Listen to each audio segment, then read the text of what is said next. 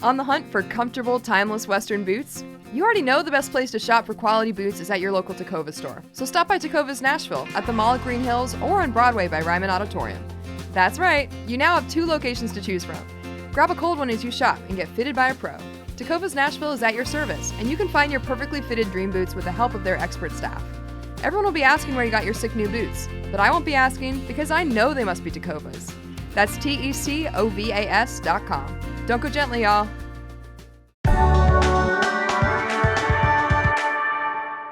Today on CityCast Nashville, we're preparing you for the upcoming primary with State Senator Charlene Oliver, co-founder of the Equity Alliance. You can vote early starting tomorrow. Make sure you do your research, and don't forget, here in Nashville, you can vote with a Tennessee handgun carry permit, but not a library card or a student ID. CityCast Nashville is presented by our exclusive launch sponsor, Tacovas. It's July 11th, I'm Grace Fuse, and this is what Nashville's talking about.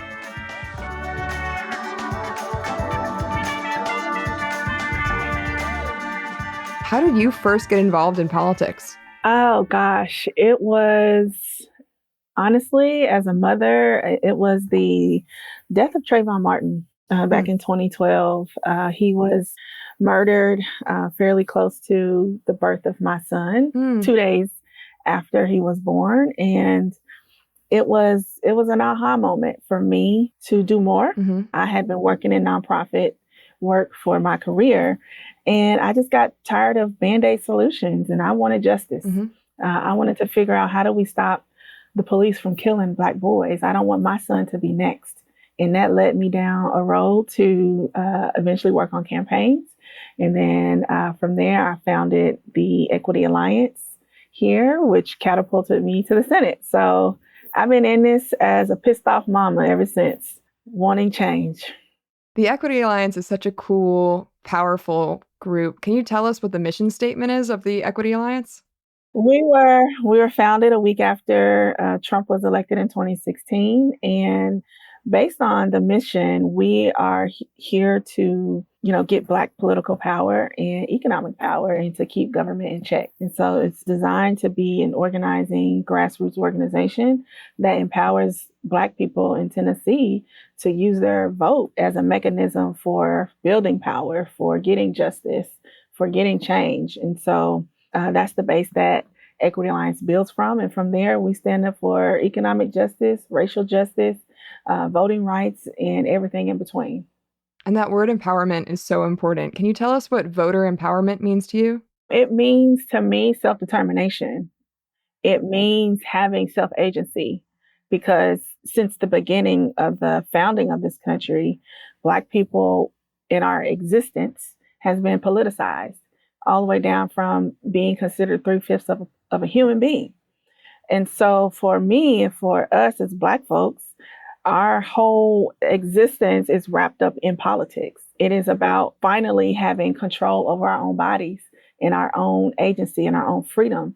The one place where they tried to keep us from is the ballot box, they being white supremacists in this country who still exist. And so by voting, that is sort of our way of saying we are human, we are Americans, we are true patriots, we are here to stay as Americans. So we have a primary coming up on August 1st, and we can start early voting tomorrow. What's on that ballot, and why is it important to come out to vote? Yes, so I try to explain to people that you have to at least vote in a federal election year at least 3 times. And a lot of people don't understand that. And so what the August 1st election is going to have on there are a lot of primary elections for our state elections, but a lot of final elections for our local races. So you'll be voting for senator, congressperson. You'll be voting for your most important elections this year are your state election, which it will be our state senate and state representative elections. And it runs the gamut from there. What's the difference with early voting? Do we go to the same place? Do we have to bring the same stuff? How do we figure out where to vote? Yes. So, early voting is one of the great conveniences that Tennessee offers, and we should definitely take advantage of it, because as long as you're registered to vote in Tennessee and you want to vote early, you can go to any early voting location in the city. It doesn't matter what your voter registration card says in terms of your precinct that you're assigned to. Mm-hmm. You can go to any location and vote within those convenient hours that they offer. Now, but if you wait until Election Day, a lot of people like to wait until Election Day because that is a day where, by tradition, by some folks' family, they want to vote on Election Day. So you have to go to your assigned precinct that your voter registration card says. But it's important to also check your voter registration before you go. Can you still vote if you don't register by the deadline? So by law in Tennessee, and this is one of the other structural barriers that keep some people out, we have to be registered to vote 30 days in advance. So if you want to vote in the August 1st primary election, you have to be registered by July 2nd. Mm-hmm. So if it is July 3rd and you wake up that day and like, man, there's some close races going on in Tennessee, I want to go register. You cannot vote in that election. You will have to wait until the general election to vote and register by October for the next election. So when we're preparing to go to the polls, how do we find out information on the candidates and also like what some of these roles even are? Like, what does a property assessor do? Great question. So I'm just going to do a little shameless plug. In 2018, I created something called the Nashville Voter Guide. Mm-hmm. And it's like the best thing since cooked bacon. And I use it every year. Thank you. Okay. Cooked bacon is pretty good, but the Nashville Voter Guide is even better. Why? Because we put every candidate that is running on the ballot in this guide. The candidates fill it out, a questionnaire, and we put every information in there that they provide. But we also put definitions of every elected office in there, what it does, why it's important. So you will even see property assessor in that voter guide. It's nonpartisan. It's very easy to read. And you can go to tnvoterguides.com. And that's tnvoterguides with an S.com. And it's a free download. And you can even use it, take it into the voter booth with your phone and use it as a guide to remember who to vote for. And how do we know if someone's a good fit to be a judge? Now, I can't help you with that. I mean, that is where the responsibility as a citizen comes in because, we're always told just to go vote, go vote, go vote. But as a voter, it is our responsibility to elect good people. As a judge, you want someone who's fair and balanced. So look at their voter record. Look at how they rule on the bench. Mm-hmm. And that goes for me as a legislator too. Look at my voter record. It's public record. Am I showing up to floor sessions? Am I showing up for my district? Those are things you want to look at when it comes to, especially incumbents, people who are already in the seat. This is not a popularity contest. And I know we want it to be. Celebrity activism is very popular these days. It's not about who's the most popular person. It's about who can get the most done, who's the most effective, who can best represent that district. And so I want people to know that. And how you vote is up to you, but make sure you do your homework. And you said that we don't need to be registered to a specific party to vote. Mm-hmm. When I get there, I can ask for a Democratic or Republican ballot, right? But that's not enough information. I shouldn't just be circling random names on the Democratic ballot, right? Should I bring notes? Am I allowed to have my phone in there? Like, how do I bring that information with me? You will go to the desk. There will be an election worker who will ask you for your ID, your voter ID, and then they will ask you which ballot would you like. They're not going to point to it. They're going to ask you which one. And it's incumbent upon you to say Republican or Democrat ballot or the general ballot. But when you go into the voter booth, you can bring your phone, but you cannot wear anything that's campaign related. You can't have any political slogans on your clothing or any political messages. That is against the law. But as a mobile device, you are allowed to bring that into the booth as an assistive device for you to vote. So you might make notes on your phone's notepad to help you remember who's on the ballot. I can't tell you that information. That's, again, up to you. Maybe it's based off of name recognition. Maybe it's someone who, a lot of people base their information on who's knocked on their door because a lot of people want to feel heard. Has that candidate knocked on your door? Did they send you a mailer? Did they give you a phone call? Has a volunteer reached out to you? Did they come up to you at an event? Those are good signals to let people know that they are serious about running and they want your vote. But make sure that they earn it. You know, it's crazy now that you say that. I don't think anyone has ever come to my door. So if you want to start publicizing my address, I'm ready to take some conversations there. Do we need to have a driver's license to vote? Can I vote with a student ID or a gun license? Oh, must you make me angry today?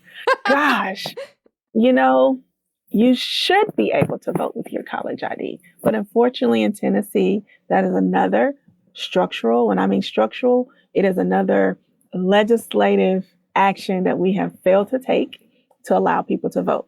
And so, no, you cannot use your college ID as a student to show proof of identity, but you can use a government issued ID. That can be a passport, that can be a driver's license, or that can be a state ID that isn't for driving, but it is for identification purposes. You can use a gun permit, but you can't vote with a library card, unfortunately.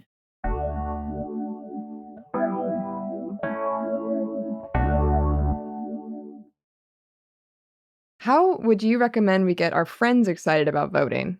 Having conversations. I think, we have in this very extreme political environment, we stopped talking to each other. We stopped being in community. And people are afraid to sort of share their political views. And I don't think that's helpful to the larger ecosystem of our political environment for us to shy away from what's happening in our country. I think it actually feeds into voter suppression when people feel defeated. They feel like they can't talk about it. They feel isolated. I think we need to, again, get back to, dining room conversations. Let's continue to go to town halls, continue to go to candidate forums, and again, do your research, because we got some really, really good people running this election cycle. And they're not running for president. They're running for state house. They're running for state senate. They're running for school board. They're running for property assessor. They're running for general sessions clerk in Memphis. Like, we got some really good people on the ballot this year. They're running for U.S. Senate. Like, there are some really good people that are good on issues. They're good on morals and values. And again, it's not about who's popular. It's about what that person can do to best represent my ideals. Something happened, right, with the Equity Alliance and a law being passed that was kind of trying to pressure the Equity Alliance to stop with this voter registration stuff, right?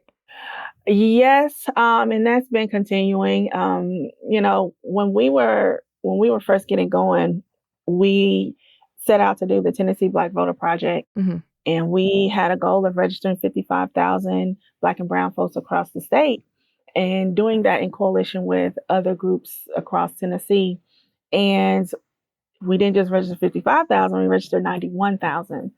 And of course, our supermajority Republican led state got wind that we were registering Black folks, and they tried to stop us from voting. They tried to stop us from registering people to vote. So they came back after the 2018 midterms and proposed a law in 2019, the Secretary of State, and tried to stop us from registering people. They tried to propose a law that would have made new civil penalties for registering or making mistakes on a voter registration form by third-party groups. It would have been up to a $10,000 fine or up to a year in jail as a Class C felony. Oh my God. And so Tennessee would have been the first state in the nation to criminalize voter registration in this way. So I rallied the troops. I called up the folks that I co-founded Equity Alliance with and said, look, the Secretary of State is talking about us in this op-ed that he wrote at the time. He called us a voter activist group in his op-ed. And I said, we got to respond to this. We have to stop this. And we organized the largest protest at the Capitol that year. I was 7 months pregnant in doing so. And I'll never forget it. It was quite a time. And they passed the bill anyway. And the day that Governor Lee signed the legislation, we filed a lawsuit in federal court, and I became a plaintiff in a lawsuit to challenge this law. By September of 2019, a federal judge had ruled that this is stupid, what y'all are trying to do is unconstitutional, and y'all need to get rid of this law. And so they had to strike it down. What they're trying to do now is prevent people who have been convicted of a felony and have a felony on their record, prevent them from helping other people to register to vote. What? Yeah. Why? To not participate in third-party registration. That's crazy. Why? Because they're extremist conservatives who have an agenda to not let people of color vote. That's so insane. That's so insane. And even when we do get people registered, Nashville voter turnout is still very low across the board. Why do you think that is? You know, we can't just say Tennessee is a red state.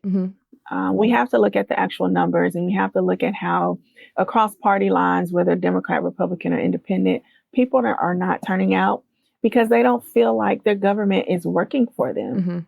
They don't feel like they're seeing their quality of life improve, and they don't see the actual material change that is coming from the policies that our legislature is passing. We are not giving people a reason to come out and vote. But also, let's talk about the structural hurdles that this Republican supermajority has put in place since 2009 to make it difficult to vote. And one of those being partisan extreme gerrymandering.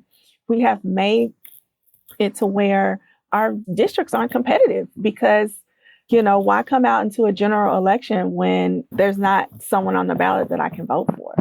So even Republicans aren't coming out in large numbers to vote because they're not excited about their candidates either. We've gotten more extreme and people are turned off by that.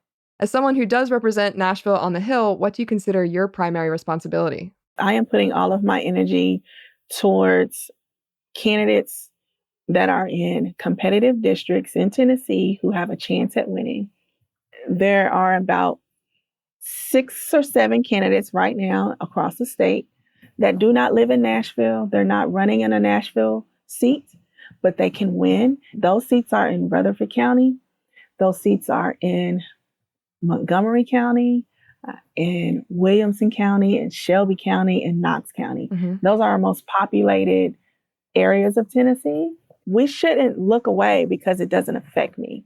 Because when all boats rise, we as Tennesseans will be better for it when we elect better people. And so get to those candidates that are out there. They may not be in your district, but they need your support. Money is money and it can cross county lines.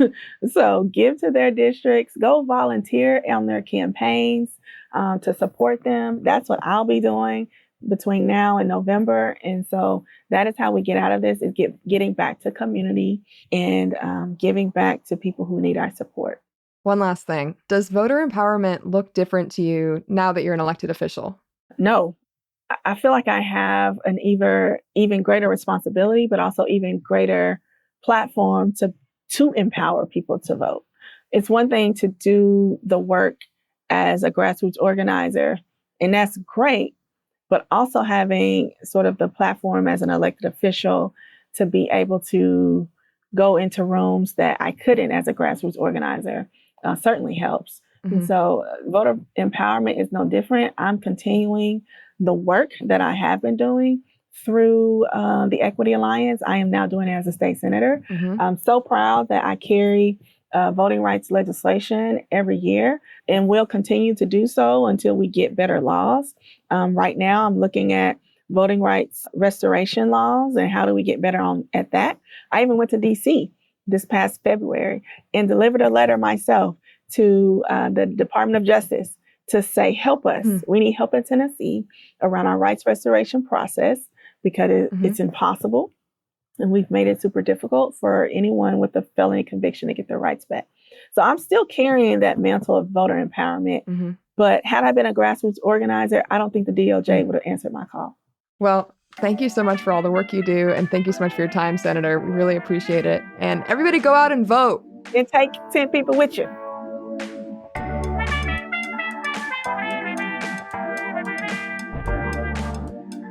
That's all for today here on CityCast Nashville. If you enjoyed the show, why not tell a friend, rate the show, leave us a review, and subscribe to our Hey Nashville newsletter. We'll be back tomorrow morning with more news from around the city. Bye!